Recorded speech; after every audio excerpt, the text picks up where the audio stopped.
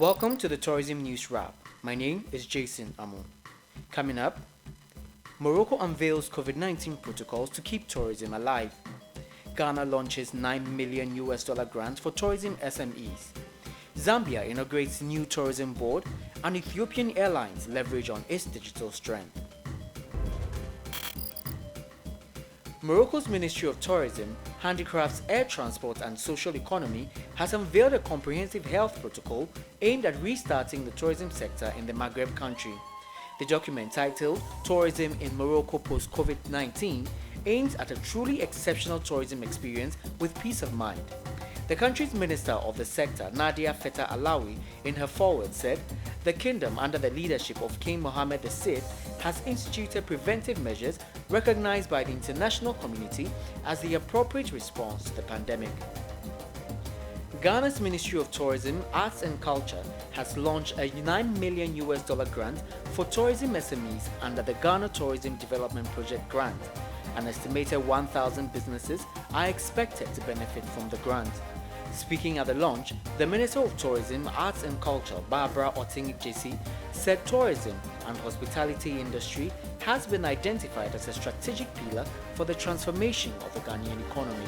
In our quest to improve leisure tourism in the country, His Excellency Nana Addo Dankwa Akufo-Addo and his government solicited for a facility from the International Development Agency of the World Bank to implement the Ghana Tourism Development Project, and today we are privileged to launch an aspect of it, which is the grant scheme.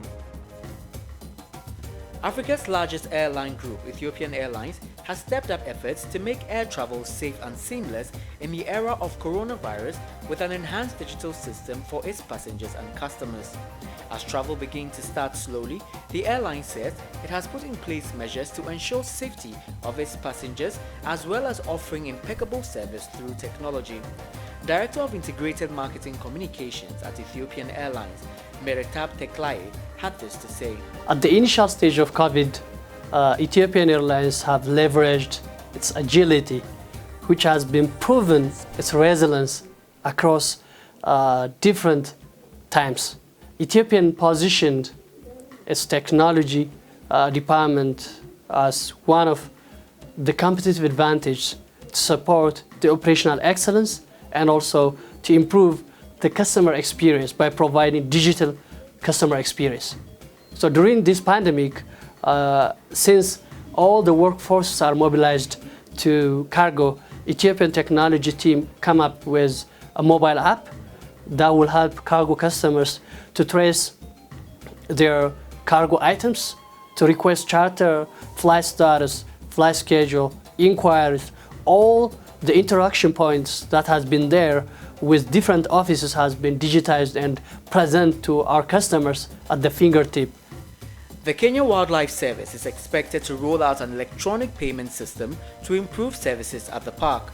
The ticketing system is to help in ensuring a seamless experience by visitors and public at large. The Cabinet Secretary for Tourism and Wildlife, Najib Balala, revealed this during a brief ceremony to mark the World Giraffe Day. We want to see seamless way of doing your ticketing. You should book your ticket online, buy your ticket online. When you come into the gate, just swipe your ticket and you pass through. That is exactly what we do. When you enter into the park, we want you to have good roads. We don't want you to break your cars because they're expensive cars. The Minister of Tourism and Arts in Zambia, Ronald Chichotela, has inaugurated the new board of directors for the Zambia Tourism Agency. The tourism agency has been without a board since the dissolution of the previous board by the minister in September 2019. Speaking at the inauguration, Mr. Chichotela said he was confident the new board will bring their rich expertise to bear on the activities of the agency and charged them to ensure that quality service standards is available in the tourism industry. The 11-member board is headed by Dr. Tekla Inwenya. Tourism organization is inviting key actors from the marketing and branding sector to present their proposals for the Inspiring Africa Branding Challenge that positions Africa as a destination in the minds of travelers. The campaign launched earlier this month is to help market the African continent as a preferred tourist destination. Natalia Bayona of UNWTO shed more light on the challenge. Our first venture to recover the image and to develop the first tourism promotional campaign in order to restart tourism in one of the most exciting regions in the world. With South Africa currently on level 3 of the nationwide lockdown, business travel has commenced, and as a result, Radisson Blue Gautrain Hotel in Sandton has reopened its doors. Last month, the hotel provided assistance with South African citizen repatriation with extensive measures and efforts in place preparing for the new normal. Radisson Hotel Group recently announced its Radisson Hotel Safety Protocol, a new program of in-depth cleanliness and disinfection procedures in partnership with SGS, the world's leading inspection, verification, testing and certification company. Meanwhile, Radisson Hotel Group has announced the appointment of Ramsey Rankusi as the new Head of Development for Africa and Daniel Trapler, Senior Director, Development for Sub-Saharan Africa, as the group continues to increase its presence and renews its commitment to Africa. Radisson Hotel Group is one of the largest hotel groups in Africa, with almost 100 hotels in operation and under development, and with the ambition to grow its presence across the continent to over 150 hotels by 2025. There's more news on www.voyageafrique.com and all our social media platforms. My name is Jason Amu.